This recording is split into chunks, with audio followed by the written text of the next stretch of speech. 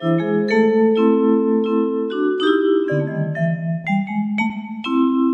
vu ça, Fufu? Il est 17h, on va passer à la radio. Oui, c'est l'heure des rediffusions des contes de Moutmout et Fufu qu'on a enregistrés pendant le confinement. Bonne écoute, les auditeurs. Oui, oui, oui.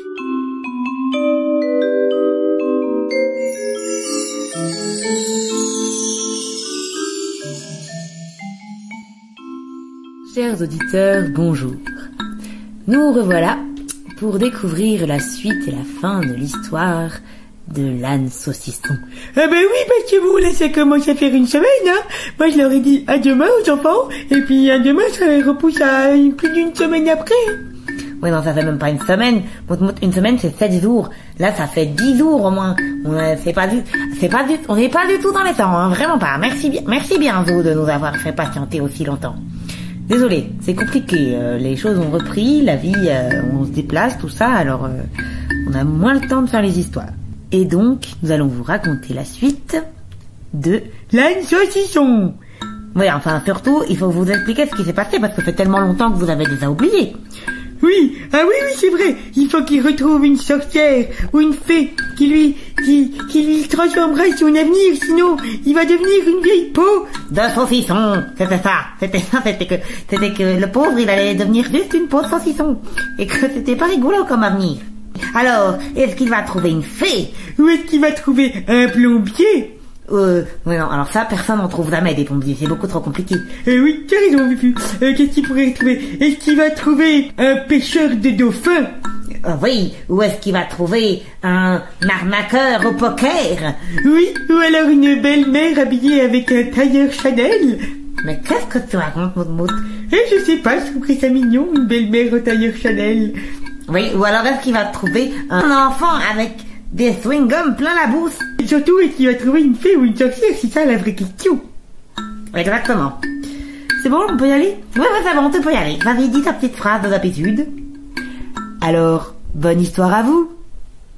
Voilà notre saucisson parti sur les routes, sans autre compagnie que son baluchon, racontant partout son malheur et demandant à tous s'ils avaient une sorcière ou une fée dans leur connaissance. Il trotta ainsi des jours et des semaines durant, sans faire le moindre progrès, parcourant le royaume à la recherche d'une sorcière ou d'une fée, jusqu'au moment où, manquant de piétiner... Oui, c'est vrai, je devrais dire sabotiner. Mais je n'étais pas sûre que tu connaisses le mot. Mais oui, parce que les ânes, ça a des sabots, ça a pas des pieds. Si c'est des pieds, ils piétinent.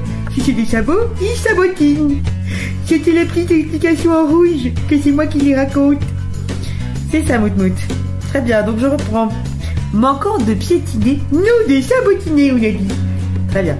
Manquant de sabotiner une grenouille, il fit un saut de côté, lévitant de justesse. Toi, dit le petit âne, on peut dire que tu as du pot. Et toi?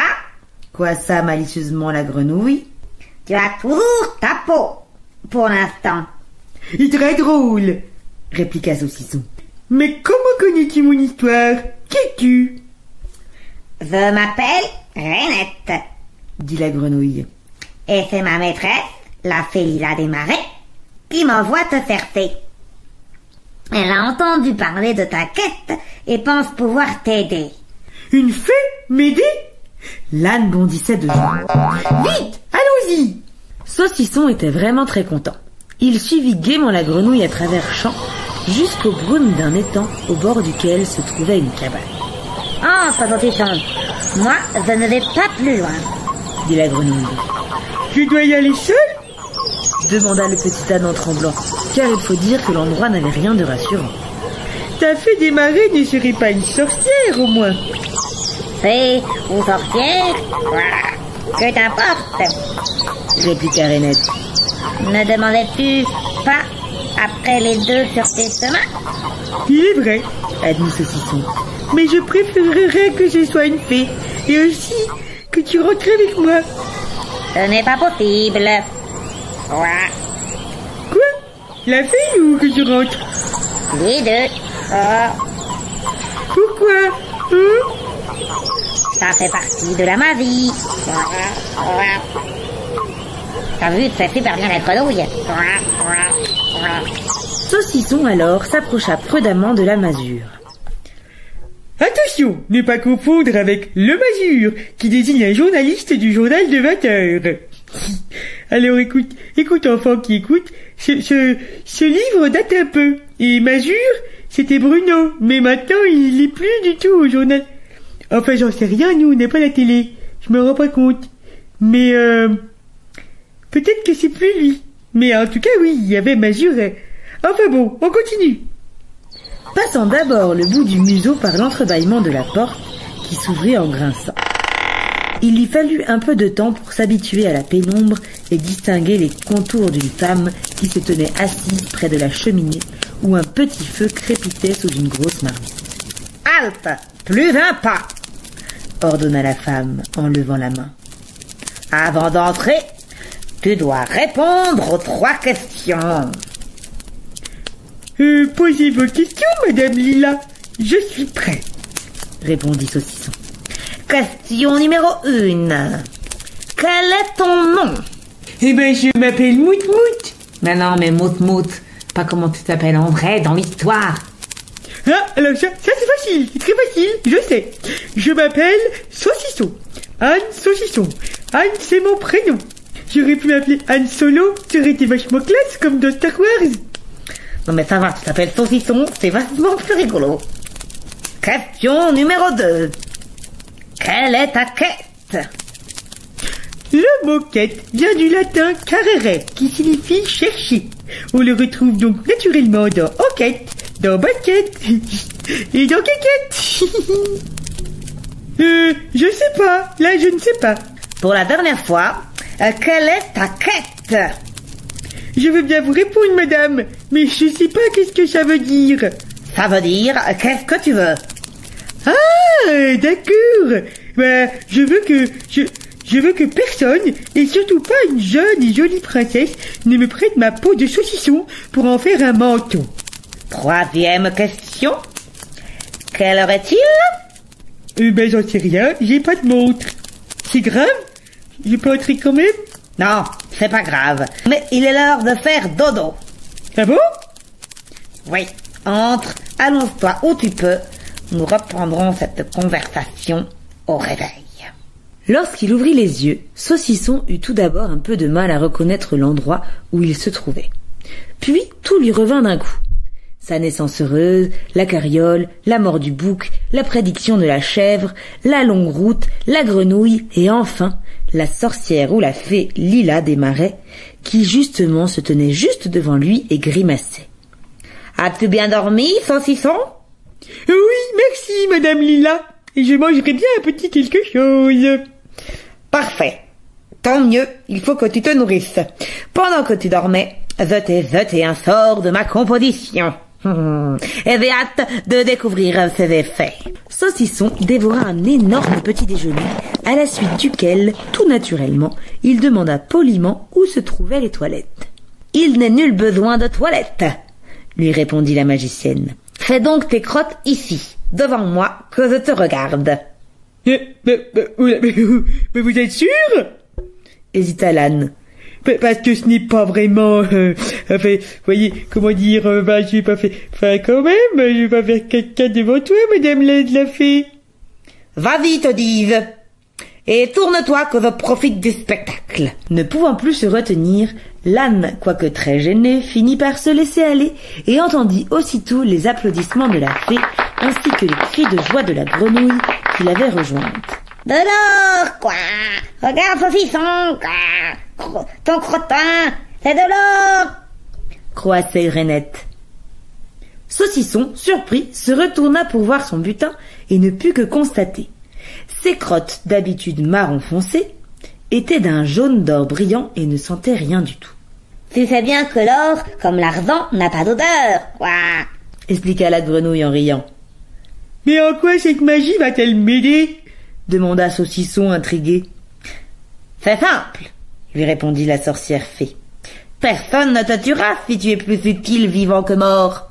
Et pour les hommes, crois-moi, grosse bête, il n'est rien de plus utile que l'or. Et maintenant, ton crottin, c'est de l'or, quoi !» insista la grenouille. Ah bah oui, merci, j'ai compris. Merci, mais... et mon pipi? Est-ce que ce sera de l'or aussi? Demanda encore le petit âne. Rirait Net. Voilà bien des risques d'en vouloir tout au plus. Non, saucisson, dit la fée pour finir. Tu as derrière toi toute ta fortune. Prends-en bien soin. Et fais-en bon usage si tu veux éloigner les mauvais présages. Saucisson repartit sur les routes, pas convaincu que son crottin allait changer son destin, mais étant de bonne nature, bien décidé à aller au bout de cette aventure. Chemin faisant, il broutait et crottait bien sûr comme à son habitude et laissait derrière lui une route toute d'or pavée. Inutile de te dire qu'il se trouva rapidement quelques intéressés. Le bruit courut qu'il y avait un âne qui crottait un trésor. Et bientôt, il y eut personne dans tout le royaume qui n'en voulut pas sa part. Et il faut dire que ce n'était pas difficile. Il n'y avait qu'à le ramasser avec une pelle. Ben oui, l'âne il fait caca des briques d'or. On dit des lingots, des lingots d'or, mon frère Mout-Mout. De 2 ou 3 pèlerins allant à sa suite, on passa à 10, puis 100, puis enfin toute une foule d'admirateurs qui le gavaient de foin et d'autres douceurs, guettant le moindre signe de sa queue pour se précipiter sur son crottin. Et quand il n'y en avait plus, il y en avait encore. Tout cela était bien et aurait pu durer, mais toutes ces richesses facilement distribuées changeaient le cours des choses. Les pauvres n'étant plus pauvres, n'allaient plus travailler. Le maïs et les blés pourrissaient, et il n'y avait plus de pain chez les boulangers, et il devenait impossible de trouver un plombier. Sur ce point, aujourd'hui, la situation n'a pas changé. Vous l'avez dit qu'on n'en trouve jamais des plombiers. L'affaire prit de l'importance et commença de faire grand bruit, jusqu'à atteindre le palais où le roi l'entendit. On parlait de révolution, de faire des élections, de mettre un âne au pouvoir. Oui, on est d'accord que sur ce point-là non plus, ça n'a pas évolué. Papa, c'est bien vrai. Qu'il était riche à millions, ces rumeurs, tu dois t'en douter, tinrent le roi, sa cour et son palais en tout entier éveillés. L'âne saucisson allait par-delà les routes, menant une procession de ramasseurs de crottes. Et le roi, inquiet, ne savait que penser de cette affaire. Un âne au crottin d'or. Mais d'où vient ce phénomène? Demanda le roi à sa reine. Je ne sais pas, mon ami. On parle d'une ferme des environs. Allons, reprit le roi. Aucun de nous fermiers ne crotte des millions. Je vais faire quérir ce baudet et l'inviter au palais. J'ai grande hâte de l'entendre nous braire son histoire. Si cet âne est aussi riche qu'on le dit, il doit être aussi malin et prudent, dit la reine. Et il sera peut-être, comme vous, je l'espère, plus sensible à mes charmes qu'à ceux de nos gens. Le roi acquiesça en voyant donc sa femme recevoir comme le plus grand des ambassadeurs le célèbre quadrupède. Un quadrupède à 4 pattes, un tripède 3 pattes, un monopède une seule patte, un bon exemple de monopède, c'est le pirate.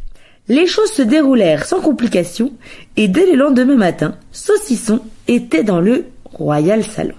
Debout, devant le trône, il était un peu tendu, se demandant ce qu'on lui voulait vraiment et craignait pour son pelage à cause de la prédiction. Mais la gentillesse, les courbettes et les sourires dont tous faisaient usage finirent par le détendre, et il se prit à trouver plaisant de répondre aux questions, puis de raconter toute son histoire. « Tout cela ?»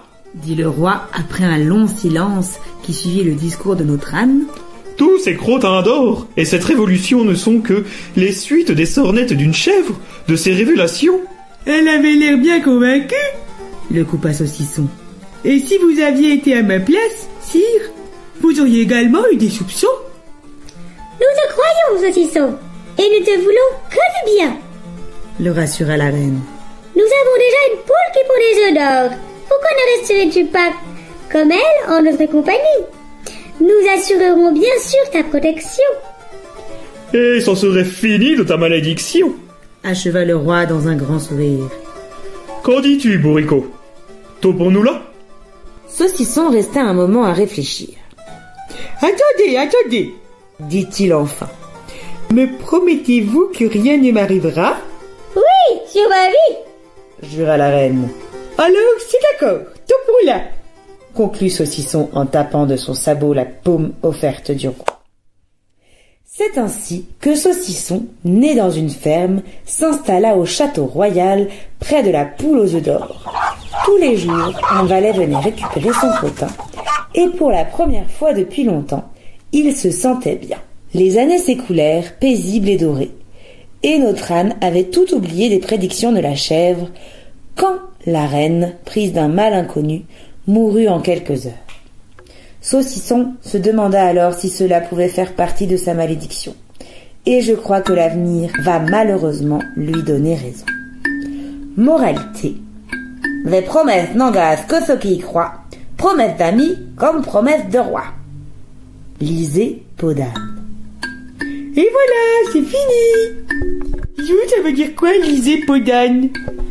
Ben c'est parce que il y a un conte qui s'appelle Peau d'âne. Et en fait, l'histoire de Saucisson, c'est l'histoire de l'âne de Peau d'âne. Ah, d'accord. Ben oui, mais alors nous, si on connaît pas Peau d'âne, on comprend rien. Exactement, Moutmout, moi, j'ai rien compris. Donc, il faut qu'on lise Peau d'âne maintenant. Exactement. Eh ben, écoutez les enfants, on va essayer de trouver Peau d'âne. Et puis, peut-être que la prochaine histoire, ce sera Peau d'âne. Sinon, on fera une autre histoire du livre. Oui, d'autres histoires. Alors, cette fois-ci, je te dis pas à demain, parce qu'on sait très bien que ça marchera pas. Alors, à la prochaine. On espère que ça t'a plu. Oui, que c'était bien, toute cette grenouille. Et puis surtout, la sorcière fée, ça c'était très très fort en sorcière fée. Et le roi, il avait la classe, ce roi. À bientôt. Surtout, bon appétit. Et bonne soirée. Bon petit déjeuner. Ou bon pique-nique. Ou encore, qu'est-ce qu'ils peuvent faire les bonne piscine. Oui, ou alors bon footing. Allez, à la prochaine. Bisous, bisous.